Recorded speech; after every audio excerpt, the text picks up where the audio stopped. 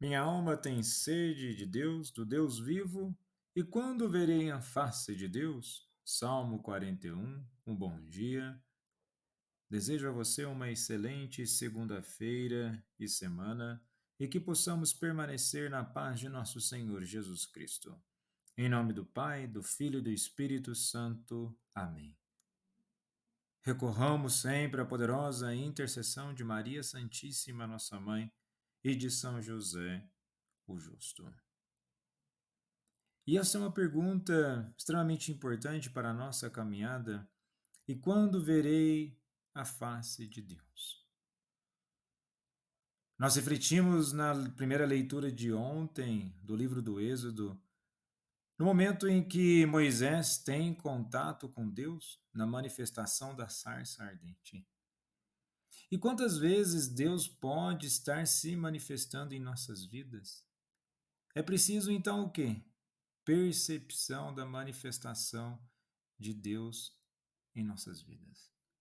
Muitas vezes o ser humano quer uma manifestação toda sobrenatural, repleta de barulho e com outros elementos e componentes que devem nos aguçar todos os sentidos. Mas vejamos que Deus se manifesta em nossas vidas, em nossa história, na nossa caminhada. E a própria liturgia, assim como a palavra de Deus, nos convida a saciar nossa sede de vida, celebrando o Senhor nosso Deus. Muitas vezes a sede não pode ser algo que nós ficamos esperando. É na própria vida que também nós vamos ser saciados, não por completo, mas é na relação do dia a dia com Deus e na nossa espiritualidade que também podemos saciar parte de nossa sede.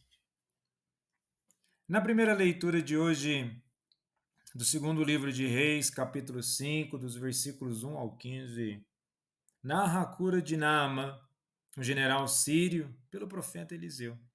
E essa passagem destaca temas como a humildade, a fé, a ação divina através de meios simples e a universalidade da salvação.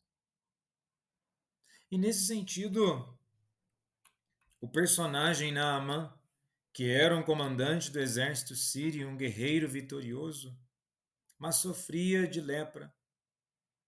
E sua cura simboliza a graça de Deus operando além das fronteiras de Israel. E vejamos, mesmo ele sendo poderoso, é acometido por uma doença que não pode curar. E sua esperança vem de uma jovem israelita escravizada que sugere procurar Eliseu. E Deus pode usar de pessoas humildes e inesperadas para revelar sua vontade. E Naamã vai ao rei de Israel com riquezas, achando que poderia comprar a cura. O rei, temendo o conflito diplomático, se desespera.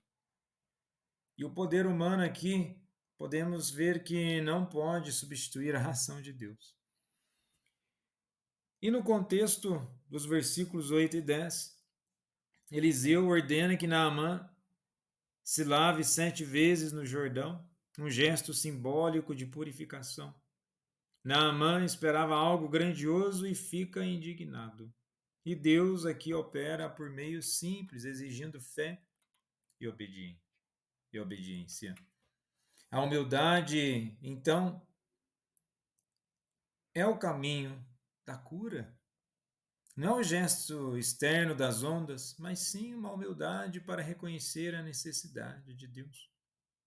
Naamã precisou superar seu orgulho para ser curado. Assim também nós devemos nos despir da autossuficiência e buscar a Deus com simplicidade. Temos aqui também a questão da obediência, mesmo quando não faz sentido humano. O Rio Jordão não parecia especial, mas Deus usou o ordinário para operar o extraordinário. E muitas vezes a graça se manifesta nos pequenos atos de fé. E também na pessoa de Naamã, nós temos aqui que Deus se revela a todos os povos. Um estrangeiro encontrou Deus em Israel. E isso aponta para a universalidade da salvação, culminando em Cristo. E devemos nos perguntar: estamos dispostos a aceitar os caminhos simples de Deus, mesmo quando parecem insignificantes? Ou ainda vamos recorrer a práticas ritualísticas que, ao invés de nos aproximar de Deus, acabam nos afastando? E no Evangelho de hoje, em Lucas capítulo 4, dos versículos 24 ao 30, faz parte do discurso de Jesus na sinagoga de Nazaré, onde ele é rejeitado por seu próprio povo, e no meio de sua fala, ele menciona o episódio da cura de Naamã, conforme na primeira leitura, estabelecendo uma conexão entre a experiência do profeta Eliseu e sua própria missão. E com isso, devemos entender que no capítulo 4 apresenta o início do ministério público de Jesus. Após ser batizado e vencer as tentações no deserto, ele retorna a Galiléia, onde começa a ensinar nas sinagogas. E vejamos que essa relação com a primeira leitura, Jesus também é o profeta. Mas aqui no contexto de tudo o que está acontecendo, ele não é recebido bem em sua pátria. E Jesus aponta em um padrão histórico que os profetas frequentemente são rejeitados pelos seus.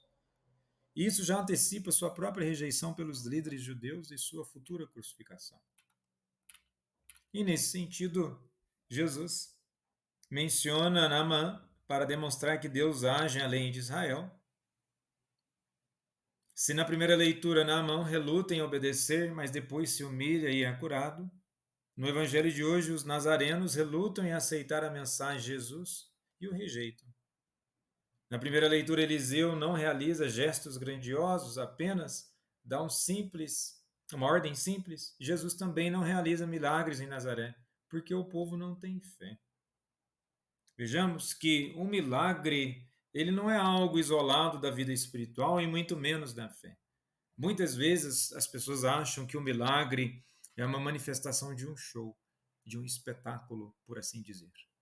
Acreditam que a partir daquela apresentação, daquele espetáculo, de todo aquele barulho que tem que ficar mexendo com os nossos sentidos, é o que Deus quer, mas não.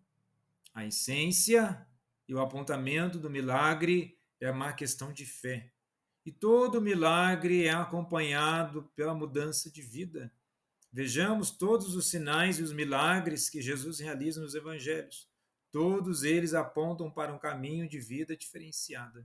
E assim como na primeira leitura, Naamã é curado e a sua vida é renovada, o Evangelho também nos aponta para um caminho de renovação. E da mesma forma, devemos nos perguntar: estamos abertos à graça de Deus? Quantas vezes ignoramos a ação de Deus em nossas vidas porque Ele age de maneira inesperada? Muitas vezes, pode ser que nós estamos colocando um certo ritual, certas regras para que Deus se manifeste em nossas vidas. Mas não é dessa forma. E ficaremos muitas vezes surpresos que Deus possa agir de outra maneira. E que possamos, por de fato, estarmos abertos para a graça de Deus, para que de fato sejamos convertidos e tenhamos as nossas vidas ainda mais renovadas. Jesus, manso e humilde de coração, fazei o nosso coração semelhante ao vosso.